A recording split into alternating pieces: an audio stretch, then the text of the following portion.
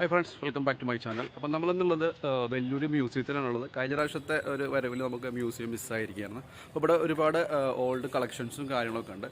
അത് പരിചയപ്പെടാന്നുള്ള ഷാൻ ട്രിപ്സിൻ്റെ പുതിയ വീഡിയോയിലേക്ക് എല്ലാവർക്കും സ്വാഗതം.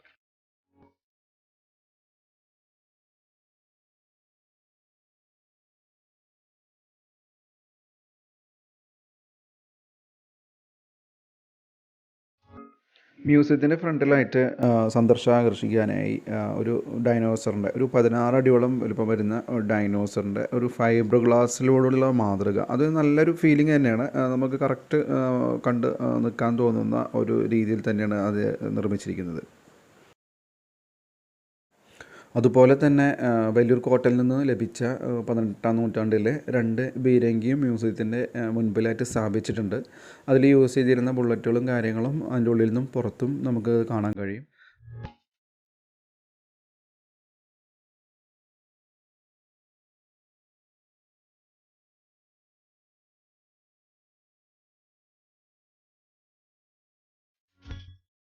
അതുപോലെ തന്നെ മ്യൂസിയത്തിൻ്റെ പുറത്തും അകത്തുമായിട്ട് ഒരുപാട് ശിലാശില്പങ്ങളും നമുക്ക് കാണാൻ കഴിയുന്നതാണ്.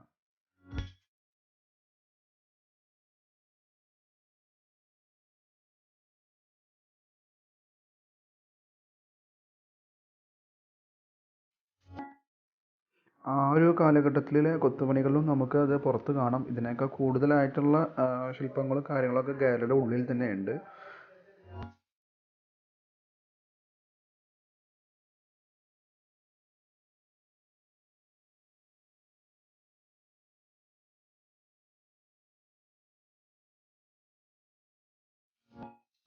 ഇതെല്ലാം പഴയ ലിപികളാണ്. പുതിയ ലിപികളാണെങ്കിൽ എനിക്ക് വായിക്കാൻ പറ്റിയിരുന്നു എന്നുള്ള രീതിയിലാണ് നമ്മുടെ ദാസേട്ടൻ നിന്നിരുന്നത്. പുതിയതാണെങ്കിൽ നോക്കാമായിരുന്നു എന്ന് പറഞ്ഞിട്ട് ആളവിടെ നിന്ന് എസ്കേപ്പ് ആയിരിക്കുകയാണ്.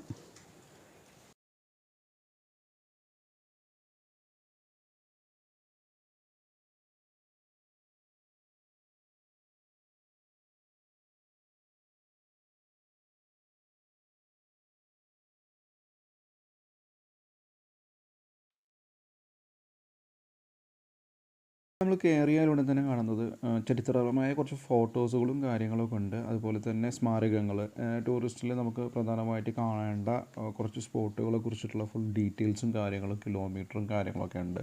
നമുക്കത് കാണാൻ കഴിയും. അതുപോലെ തന്നെ കോട്ടയിൽ നിന്നും ലഭിച്ചിട്ടുള്ള ഒരുപാട് പഴക്കമുള്ള പ്രതിമകളും കൊത്തുപണികൾ ഡീറ്റെയിൽസും കാര്യങ്ങളൊക്കെ കിട്ടും. ഒരുപാട് പഴക്കമുള്ള പ്രതിമകളാണ് കേട്ടോ ഇതൊക്കെ.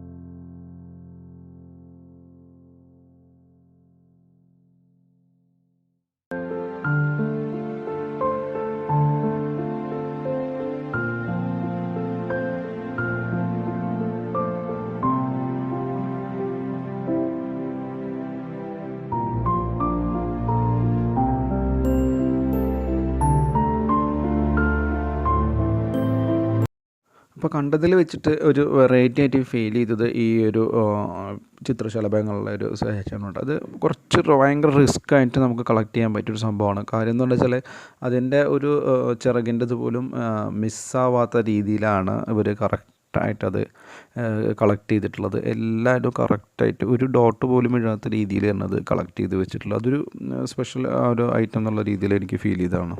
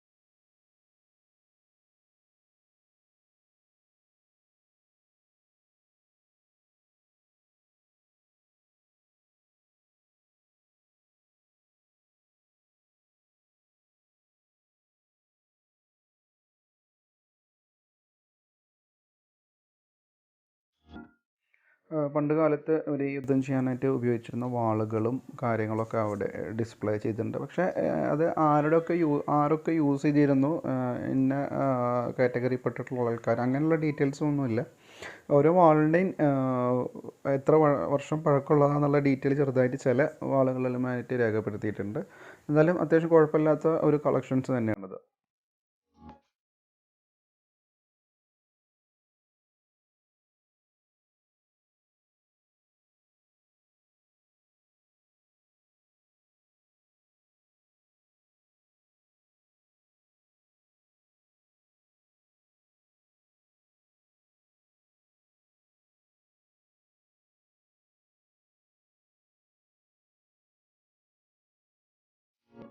പിന്നീടായിട്ട് കാണാൻ കഴിയുന്നത് ഇവർ ആചാരപരമായിട്ടുള്ള ഒരു വിശേഷ ദിവസങ്ങളിൽ ഉപയോഗിക്കുന്ന ഡ്രസ്സിങ്ങിൻ്റെ സെക്ഷനാണ്.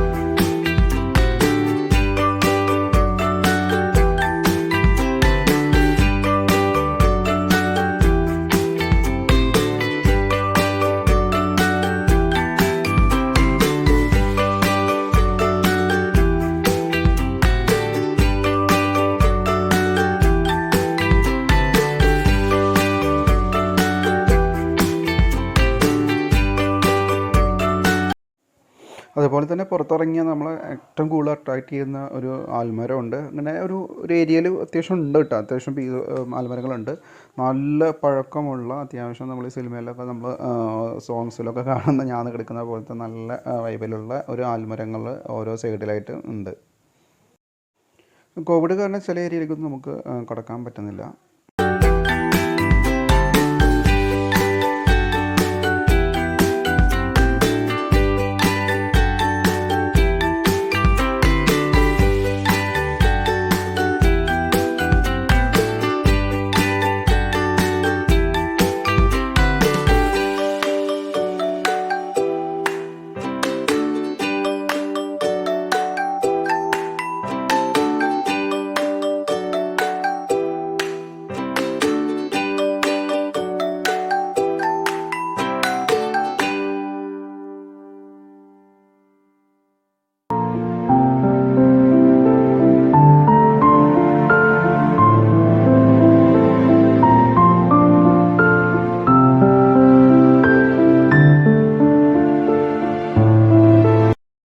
അപ്പോൾ ഇന്ന് നമ്മുടെ കൂടെ ഉള്ളത് ദാസേട്ടനും ഫാമിലിയാണ്. ആളാണ് നമുക്ക് വേണ്ട ഡീറ്റെയിൽസും കാര്യങ്ങളൊക്കെ ചോദിച്ച് പറഞ്ഞ് മനസ്സിലാക്കി തരുന്നത് കേട്ടോ. അതുപോലെ തന്നെ കോട്ടയുടെ മേലെ കയറിയിട്ട് ഉള്ള ഒരു വ്യൂ അത് എടുത്തു പറയേണ്ട ഒരു കാര്യം തന്നെയാണ്. അത്യാവശ്യം ഹൈറ്റിൽ നിൽക്കുന്നതുകൊണ്ട് വലിയൊരു ടൗണും CMC ഹോസ്പിറ്റലിൻ്റെ ഭാഗങ്ങളാണ് ഇപ്പോൾ നമ്മൾ ഈ കാണുന്നത്. ഇവിടെ നിന്ന് കാണുമ്പോൾ തന്നെ ഒരു പ്രത്യേകതര ഒരു മനസ്സിന് ഒരു എനർജി കിട്ടുന്ന ഒരു കാഴ്ചകൾ തന്നെയാണ്. ഫുൾ പച്ചപ്പും കാര്യങ്ങളും ചെറിയ ഒരു കുന്നും മലയും കാര്യങ്ങളൊക്കെ ഉള്ള ഒരു കാഴ്ച തന്നെയാണ് കേട്ടോ. അപ്പോൾ വലിയൊരു ഏരിയയിലേക്ക് വരുന്നവർ മിസ്സാക്കാതിരിക്കേണ്ട ഒരു നല്ലൊരു സ്പോട്ടും കൂടിയാണ് കേട്ടോ. വലിയൊരു ഫോർട്ടും അതിനോട് അനുബന്ധപ്പെട്ടിട്ടുള്ള മ്യൂസിയം കാര്യങ്ങളൊക്കെ. അപ്പോൾ അടുത്ത പുതിയൊരു വീഡിയോയുമായി കാണുന്നവരെ ടേക്ക് കെയർ, ബൈ.